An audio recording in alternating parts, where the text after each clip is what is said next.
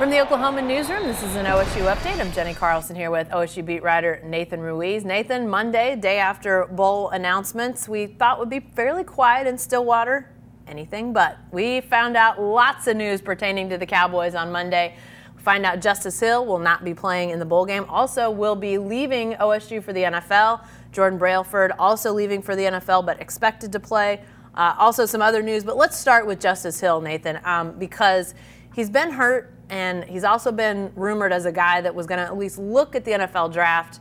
Now we find out not only is he going, but he's played his last game as a Cowboy. Yeah, I think it's disappointing from that perspective in that he's a guy who's had a great career, 7th leading rusher in OSU history, has more career 100-yard games than Barry Sanders, and that's obviously a bit of a tweak stat when you look at Barry Sanders just having the one great season. But he's a guy who's had a huge impact in his almost 3 seasons at OSU. I think it's disappointing for OSU fans to not get to see him in that bowl game, get to see him play one more time. He'll finish 70 yards short of a third 1,000-yard season, but obviously he had a great career, missed the last 2 games, missed most of Bedlam. But I think when you just look at his career, the big moments he's had, the parts of 2 10-win seasons, he's a guy who, when people look back, they'll be really proud that Justice Hill was a Cowboy. You mentioned Jordan Brailford in his departure. We also are finding out that it looks like Darian Daniels, who was hurt earlier this year, is going to take the grad transfer route. Hearing he might be linked to Nebraska, he's got a younger brother there. But when you think defensive line, we already knew Darian Daniels wasn't going to be available for the bowl. But looking beyond the bowl, leaves that line a little thinner. Yeah, absolutely. You know, Jordan Brailford is kind of the one guy you hope to have back. He still had another year of eligibility. He's a 5th-year junior, older guy, so it makes sense for him to take this move. 2nd in the Big 12 in sacks. Darian Daniels, more of a surprise. OSU kind of catches a break with him only getting injured after 4 games because you can still redshirt him and bring him back next year. But this was kind of Mike Gundy's worst fear, that he would choose to play somewhere else.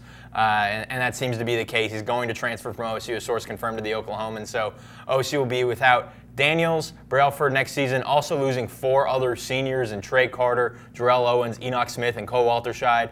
All those guys, by the end of the bowl game, will have at least 8 career games of starting experience. 3 of them have at least 20 games of starting experience. So next season, OSU will return no defensive linemen who have started a game as a Cowboy. So losing a lot of depth there puts some pressure on the defensive line coaches coming to that early signing period. But it's disappointing to lose a guy like Darian Daniels, who provided a lot of vocal leadership for this team. Despite his injury, still made some road trips so he could be there to pump up his teammates on the sideline, talk to the offensive players even during halftime of games. So despite being a defensive player, he's kind of viewed as an overall leader for this team. Now the 5th player to transfer from OSU this season. Yeah, definitely a guy that will be missed, and that defensive line has been such a strong point for this team over several years. It'll be interesting to see now with this big loss of numbers what that looks like. Lastly, a guy I haven't mentioned is Larry Williams, offensive lineman, 6th-year guy who got that 6th year. They weren't sure if he would or not, but he won't be playing in the bowl game. You know, he sort of had an eye on the NFL draft even a year ago before he found out about his eligibility. So how much of a surprise is Larry Williams not playing in the bowl game? I think it makes a lot of sense just when you look at his history. He played in 8 total games between 2016 and 2017, had a history of ankle injuries, able to make it through this season healthy, started all 12 games, primarily at right guard. So he's a guy who, given his injury history, but given his size, has an NFL future, and it just, I think, makes the most sense for him to avoid this game. His injuries have mostly occurred in practice, so but I think it makes sense for him. Again, an older guy, 6th year.